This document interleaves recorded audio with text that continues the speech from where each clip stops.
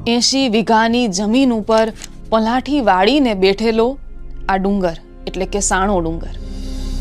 સાણો ડુંગર રાણા અને કુંવરની આ પ્રેમ કથાનો, આ વિરહનો, આ છેલ્લી ઘડીના મિલનનો હંમેશને માટે સાક્ષી બનીને આજે અડીખમ ઊભો છે. દુહા લલકારતો જાય કે કુંવર કાળી ના ગણી, સંકેલી નખમાં સમાય, એનું કરડિયું ડગનો ચાત રે. કુંવર ચાભાડ કહેવાય, કુંવર કાળી ના ગણી, સંકેલી નખમાં સમાય.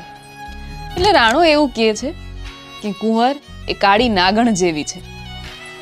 એના પ્રેમરૂપી વિષનો ડંખ એ જેને પણ મારે એનાથી બચી શકતું નથી. પોતાની પ્રેમ ભરી, હેત ભરી દ્રષ્ટિ જો કુંવર એક વખત કોઈ ઉપર નાખે તો પછી એ હંમેશને માટે એને વશ થઈ જાય, પાછું ડગ ભરી શકતું નથી.